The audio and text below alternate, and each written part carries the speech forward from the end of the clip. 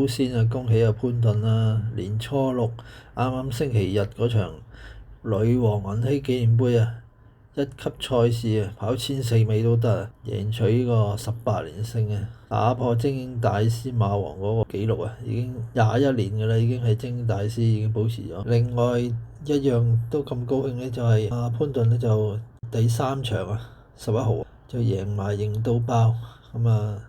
今次嘅賽事焦點呢，就落喺第5場啊，義勇軍杯啊，同埋呢阿黃志雲就仲爭一場就畢業。咁呢，今次發育谷夜馬呢都幾睇好啲坐騎嘅。今次啊跑發育谷 B 蘭斯灣啊 B 跑道啊，咁呢個跑道呢就有得追嘅。咁啊特別係1650啦，同埋1800米賽事。不過短途呢，就始終都係要出閘順利啦。咁啊，如果喺檔位好啲啊，同埋隻馬有前足，即係灌注力唔斷呢，咁都係前面走都即係都比較着數嘅。另外第6場呢，阿周俊樂呢就已經贏咗2次嘅，隨意威。咁啊，今次啊都幾矚目下，睇下可唔可以三連勝啦。咁我都睇好嘅。今次嘅賽事呢，我就提供有3場過關。就俾大家參考下，希望可以過個肥年啦。睇下呢3關可唔可以過晒啦，3場都贏晒。咁呢，就第一場呢，就其實就得5隻馬跑嘅啫，其餘嗰7隻馬呢，就嗰7隻就比較撈教，好多都係呢未有同程上咩都根據嘅，同埋呢就近況都比較徘徊一啲嘅，即係冇乜優勢。嗱，你1號呢，就雖然話落班啦，配強啦，賽神嗰隻，譬如文堅就係咁話。1號嘅同程上名率呢，11.7%，11.7%，一成到1成多啲。1號鄉村樂韻呢，佢其實本來落班都有啲優勢嘅，不過如果係抽得比較耐檔呢，就如虎添翼啊。不過佢就操得未夠，咁啊隻馬都開始有啲進步，同埋啲都已經係搏命操㗎啦隻馬都，但係就都係仲要操多啲。咁啊如果抽到之後，如果第日再跑呢，如果抽到內檔呢，即係都有權贏。不過今次佢抽8檔，咁如果佢抽得內檔呢，過往成績都係好啲。佢曾經喺4班呢都入個位置嘅，跑過第3嘅。咁啊都從呢個合金王串位置 Q 啦，咁啊嗰場都跑得幾好啊！即係其實佢隻馬呢就有能力嘅，因為4班度入到位，只不過呢就可能個評分啦，即係佢都係等落班。咁但係佢今次如果抽得內檔就比較理想啊！佢之前呢好多時都跑外檔都比較差。佢入彎呢，佢就大外檔呢，你知跑曲㗎啦，大波勾一轉彎嗰下嘢呢，佢就比較失利啊！咁同埋你如果抽8檔嘅話呢，佢起步出閘嘅嘛，如果又窒一窒啊咁樣呢，咁你8檔再追嘅時候就好蝕底嘅。咁如果檔位唔好呢，就其實佢跑1000就會好啲，即係跑過1000啊！即係如果你譬如7檔以外呢，咁你跑1000呢，咁啊喺5班嚟跑係非常之有競爭力嘅。不過佢而家衰在跑1200，呢棚馬都有啲對手啊，咁要突圍而出要贏都比較係好問水啊。咁即係唔係贏問水啊，入位都比較問水啊。咁除咗1號之外，仲有6隻呢，其實都可以飛得㗎啦。加埋呢度馬即係成7隻都可以即係可以掉啊，唔使諗㗎啦嗰7隻。咁而家仲有邊6隻呢？咁啊同埋呢個係5號啊，輕鬆大笑啊，文家良嗰隻輕鬆大笑，又係比較外檔啦，9檔。你配周俊樂都係咁話，上次跑跑谷呢，何澤堯都16倍跑到第9，對上一次幾日我跑第10，再之前周俊樂呢就叻啲嘅，跑第5，但係隻馬都係咁上下，冇乜特別。咁同埋呢，加上呢隻馬呢都係30部隊，即係從未上名嘅呢個路程。同埋呢，又仲衰咩呢？佢衰呢就係試過呢就係隻馬跑喺度失平衡嘅，幾個騎師都試過係咁。同埋出閘呢就唔順利喎，係啊，今次揾翻周俊樂嘅原因就係因為好多時就出閘嗰下就唔係咁好啦，咁啊周俊樂就出閘就會比較好啲嘅。咁啊，仲有嗰5隻咧就係大冧把嗰幾隻，就係6、7、8、10、11，都係比較差啲嘅。近績啊，同埋呢一輪隻馬嘅表現啊比較差少少。咁啊6、7就係又係30部隊嚟嘅，同程未上過名嘅啫，冇同程根據嘅。咁啊6號咧就係沙田好啲嘅，跑骨比較差。咁你啱啱沙田都係跑唔到位置，咁跑高更加難搞6號。咁啊巴道奇羅富全嗰隻美神來咧，咁啊跑快局就唔係批細佢唔得嘅。佢如果因為沙田跑1200咧，贏過沙田1200，其實最好就跑呢個跑1000好啲啊！跑1200就真係信心唔大。7號賀賢馬房潘明輝騎富貴區呢隻馬就之前啱啱又跑泥地，再之前就沙田，咁又再之前又跑谷，咁啊就成日轉路程。隻馬其實咧，隻馬都係仲喺度搞緊啊，馬房都係即係仲喺度摸索緊嘅階段。陣上個表現就毫無走勢，咁啊7號咧可以掉得。咁啊另外田泰安田雞，咁啊其實正進位嗰隻8號讓愛高飛呢隻馬就近排嘅表現真係差到痹，差到爆，雙位名次跑撈尾啊，差唔多撈尾咁滯。跑過跑撈尾，啱啱跑沙田就跑到第12，咁啊大前仗啊跑第10。隻馬咧今季係有實力嘅，因為咧都曾經贏過隻伶俐標區啊，貴福特嗰隻比較出色嗰隻馬，伶俐標區嗰隻伶俐標區跑法都叻嘅。咁其實讓愛高飛咧，其實就唔好太睇小佢嘅。咁佢話晒1200咧，曾經1200都贏過有心有型啊。不過咧就結合幾個因素啦，即係佢呢輪都跑得差，咁啊佢換下田雞咧就覺會有擦出火花喎，因為咧佢今次係抽內檔，咁隻馬咧就試過好多時試過喺內檔咧，佢起步嗰下嘢好緊要嘅，即係你短途中出就要快，要醒神咯。咁如果未瞓醒嘅話咧，就好大機會咧就出閘慢一慢咧，就會係失喺內欄，就喺跟你啊！全程跟喺後邊，咁就捐喺後邊咁啊！咁你短途咁啊死貨啦！即係佢前速又唔夠快嘅話咧，就咁同埋佢呢隻馬係舊年之前都試過隻前腳嘅都係有啲腳環，即係腳有啲事嘅。隻馬就即係唔可以搏得太多咯嚇，要保養得好好先得呢隻馬。咁就8號我唔敢買啦，咁啊留翻你哋睇買，即係自己落再即係睇下覺得好唔好啦。咁咧就另外10號同埋11號都可以掉埋噶啦。咁10號啊衰咩咧？嗰隻太陽美景嘅成日都搶口，咁佢搶口咧就係比較難騎少少啊，即係唔係咁易發揮啊。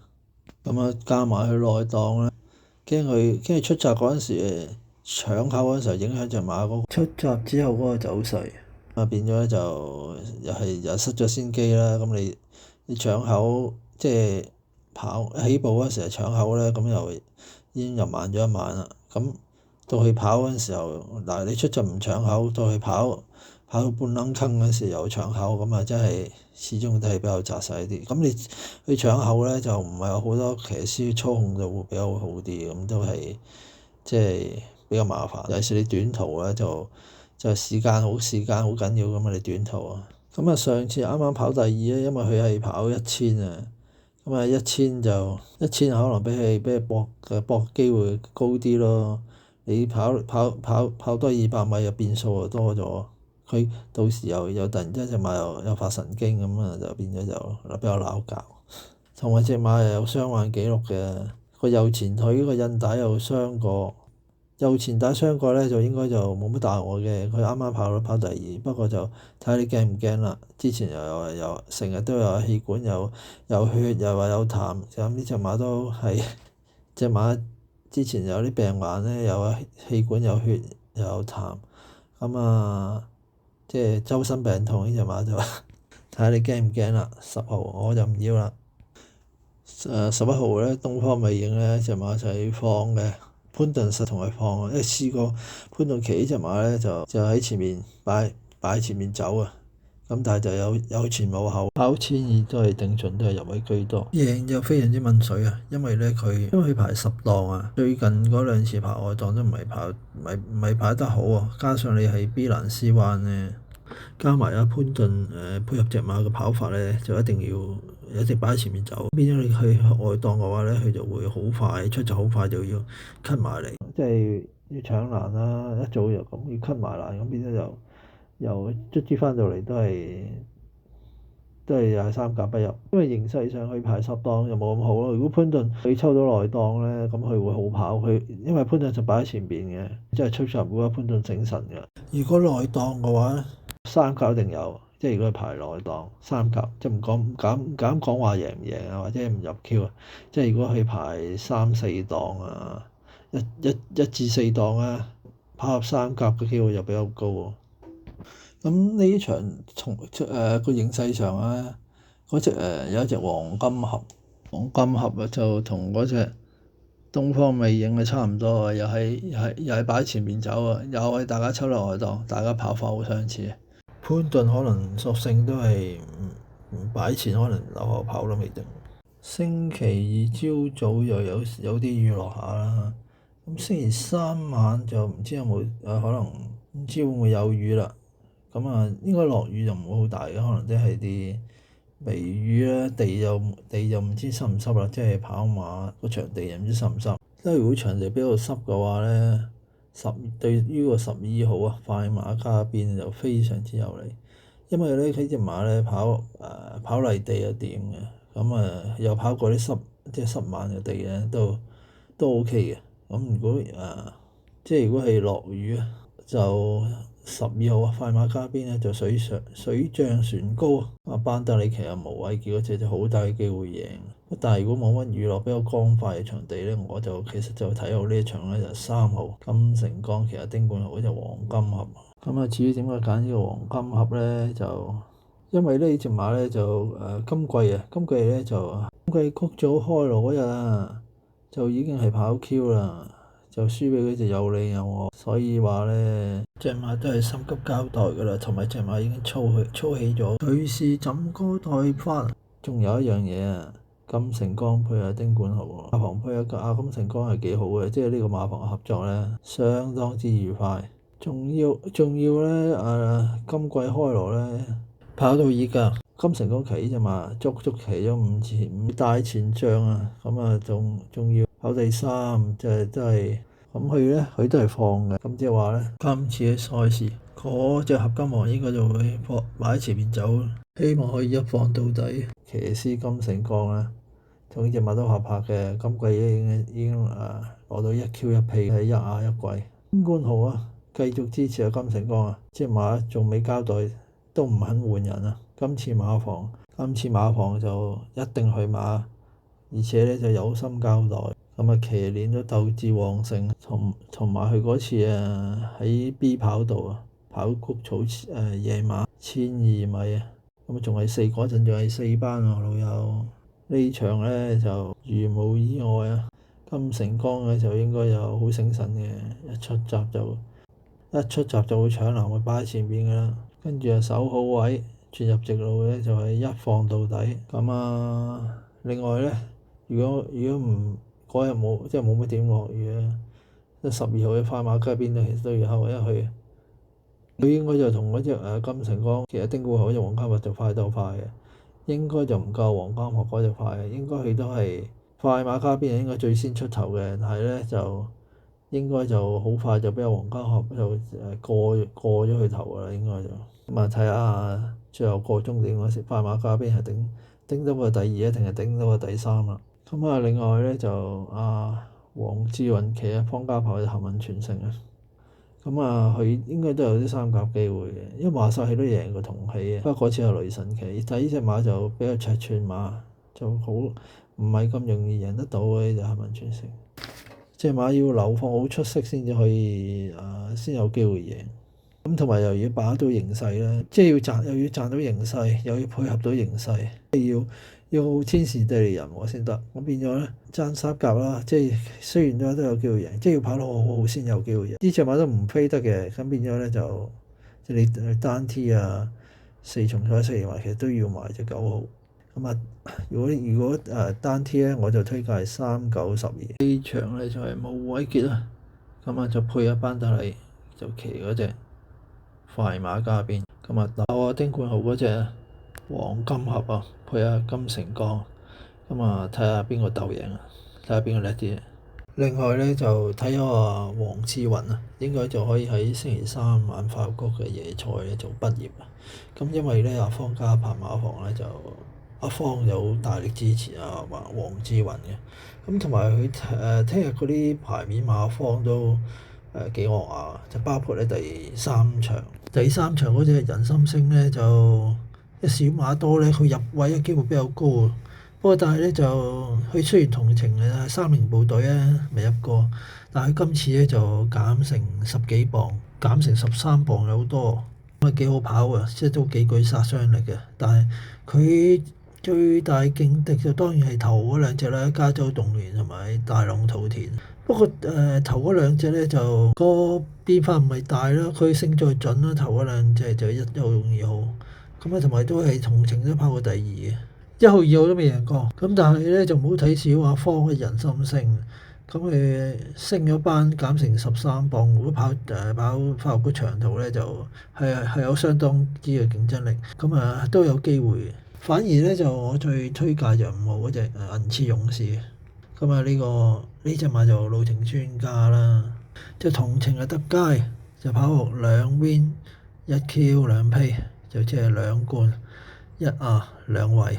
有2個位置，即係淨係今季啊跑，即係計今季跑6次賽事已經咁勁。不過佢今次咧就衰咩就衰12檔，不過就12檔就換來個直播率啦，就應該就好分好多。咁如果淨係計今季咧，佢個同程上尾路咧就有成6成多啊，66.6，差唔多接近7成，咁啊相當之厲害。咁佢另外仲有一隻1號咧，就又有啲級數嘅降班馬，就話文堅騎下賽神呢隻魅力寶區。咁佢喺呢排馬賺到個級數咯。不過但係就冇銀翅勇士咁準成，但係都幾惡㗎，份量都十足嘅魅力寶區，即係拍得住銀翅勇士。另外缺一劍嗰啲即係今季失色好多啦，阿貨運星都唔騎。咁另外一隻智力之城咧就新馬嚟嘅，咁呢隻新馬就試習就好啦，但係同出賽就兩回事啦。觀望下先啦，即係唯一就可取之處有潘頓肯騎咯，同埋抽個檔位唔錯，咁係我睇佢都係爭位置入3甲嘅。咁另外再好啲就好精神啦，好精神就因為配阿少女啦，咁又抽到內檔。咁同埋佢位隻馬就要守好位嘅，即係要慳位嘅。咁佢如果係內檔就非常之啱佢嘅跑法。咁如果外檔就應該就好難爭勝機會就大打折扣。不過今次因為排第3位，咁同埋呢隻馬都即係近排長期都見勇咯。咁趁 fit 都繼續去搏。咁其他啲咧，譬如7號就應該就交代咗啦。咁同埋就冇咁準成啊。其他嗰啲都比較下風啲。咁即係如果呢排第5場呢個杯賽咧，就最突出就係嗰3隻魅力寶區啦，同埋嗰隻銀翅勇士同埋嗰隻6號。即係如果你單天可以買156。咁但係咧，阿布文其實當家精彩嗰隻咧就，我覺得就掹水啲。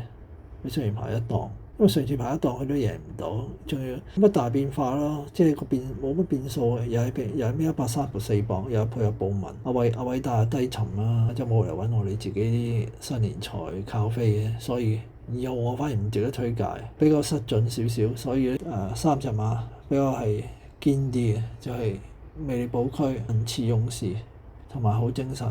開心三寶都係跑翻快活谷先至會比較有啲拿手可以俾大家睇下。今次嘅冠軍騎師潘頓立尼騎應該就係食指洞啦。同埋呢個跑道咧都幾啱開心三寶嘅跑法，勝算就大大提高好多。呢隻開心三寶終於等到今日啦，咁呢隻馬應該就好大機會打開今季勝利之門。好啦，唔講咁多啦，大家贏多啲，搏多啲新年財。好，拜拜。咁啊，大家留言先，拜拜，再見。